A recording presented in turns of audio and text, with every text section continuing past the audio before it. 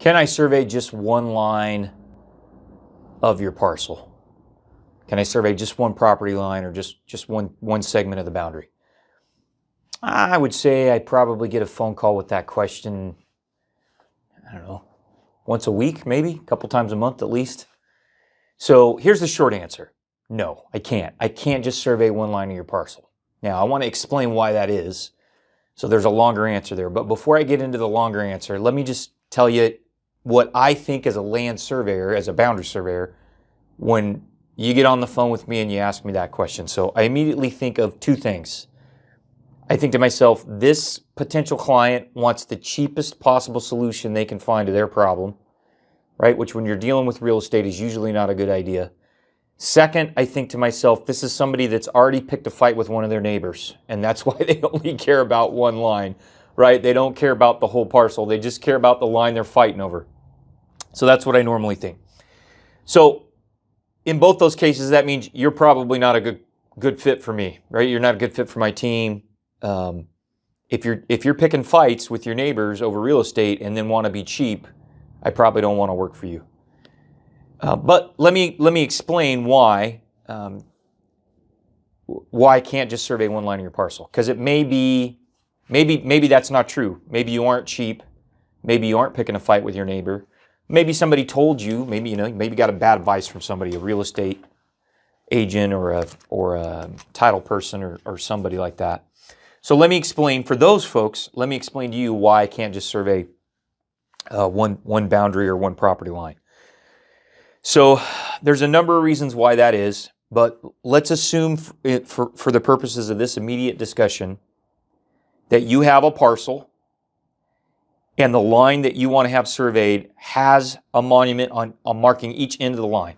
Okay. Now, I'm going to stop right there and tell you that is the minority of property that I look at in California. So that's maybe 20% of the properties I look at have been surveyed and there's a monument on each end of the line. Okay, so most of the time, this does not apply to you. Okay, but it's the best case scenario. So let's just say you're one of the 20%.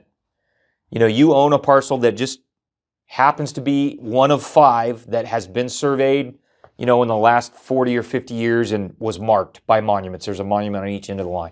Okay, that's the best case scenario for me as a boundary surveyor. But even in that situation, I still can't just survey that one line. Sometimes people get confused by that. They say, well, the monuments are there. Can't you just come and dust them off, find them with your metal detector, and you should be done? That should be like $300, right? And I understand why people think that way, right? So that's part of the reason why I'm having this conversation is I want people to understand that why, no, I can't do that. It's just, I'm not being difficult or trying to be greedy. There's just so much more involved. Okay, so in that situation, that 1 out of 5, where I've got a parcel that has been surveyed in the last 40 or 50 years and there's monuments marking each end of the line, I still can't just go dust off those monuments, okay, and tell you that's where your property is. And here's why.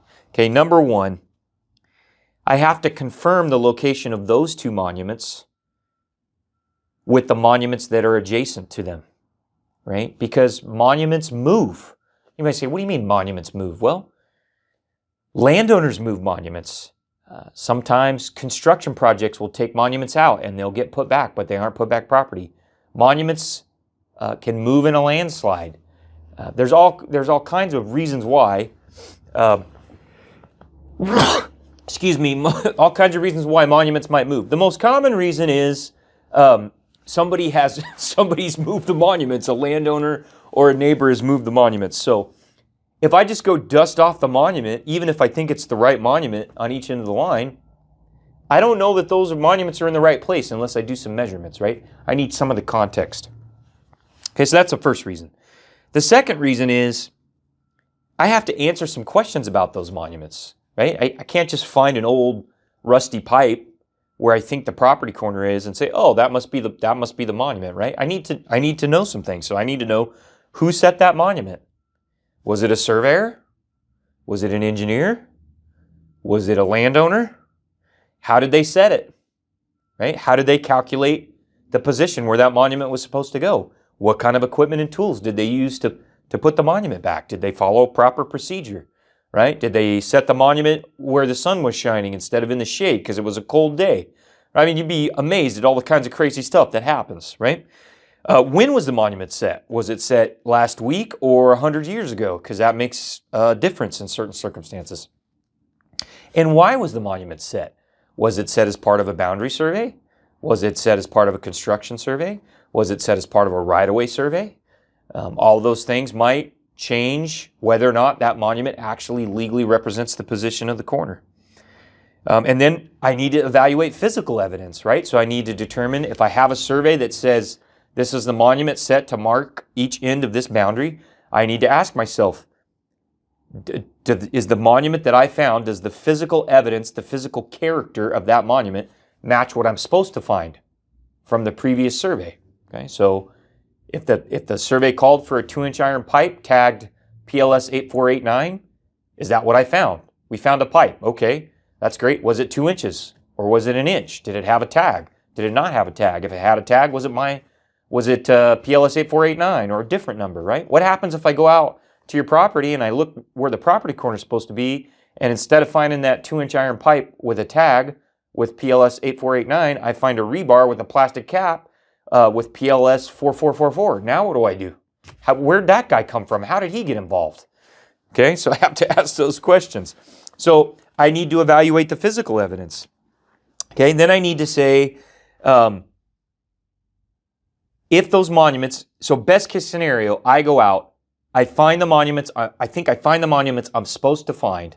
I do some measurements and it looks like they're in the location they're supposed to be based on the survey. And then I have to ask myself, did the surveyor that came before me, did he do his job right? Or did she do her job right? A lot of people don't realize that surveyors make mistakes and they're not perfect. And there's a lot of bad surveyors running around there too. And so I have to evaluate, even if I find the monuments that were set on the survey, then I have to go back and look at the survey and say, did this surveyor, did she do a good job? Did she follow proper procedure? Did she obey the law? I just had an example came up of a real estate agent that called here for some help with a parcel in Turlock, which is a city not far from here. And she had some property corners that were set, but she sent me the copy of the survey. I was about 40 years ago. The survey was done 30 years ago. She sent me a copy of the survey, and the survey shows the monument he set at one of the corners, and then 3 feet away he shows somebody else's iron pipe. That's essentially supposed to mark the same corner. And so, well, now what? I've got two surveys that don't agree with each other. Two surveyors, and I got 2 different monuments that purport to mark the same corner. Now what do I do? Right? That just happened not too long ago on another job I did in Merced. I had 2 monuments that purported to mark the property corner. They were, I'd say, 40 feet away from another monument that actually marked the corner. But there was all kinds of confusion, right? Where's the actual property corner? So, even if you're one of 5 that has a survey in the last 40 or 50 years and the surveyor marked your corners with monuments, even then, that's the best case scenario. I can't just go out and dust off your monuments, right? There's a whole lot of other work that I need to do before I tell you where your property line is, okay? And then we haven't even talked about the obligation I have as a land surveyor when I get on site to evaluate unwritten rights, which means if we have physical occupation, like a wall or a fence or a driveway, that doesn't match the monuments, that means some property could have potentially been transferred through unwritten means, right? We call that adverse possession or squatter's rights is the common term for it. So then I have to evaluate that because that can actually change the property line from where the monuments are at. So that's why I can't just survey one property line. If you get a surveyor that tells you that they can do that, they are probably lying to you. You need to be really careful. I can think of only one instance in my 20-year career where I was able to go in and just locate 2 monuments and survey 1 line. And it was a very unique situation. And even in that situation, we did some checking to try and verify what we had found with some adjacent monuments. So there you go. You don't want to call a boundary surveyor, a real boundary surveyor, and ask them how much to survey just one line of your parcel. That's not how it works. It can't be done that way. Now, I'm going to do a follow-up conversation, another video, where I talk about all the other reasons why I can't just survey one line of your parcel if you don't have monuments set. Okay, because that's a whole nother situation.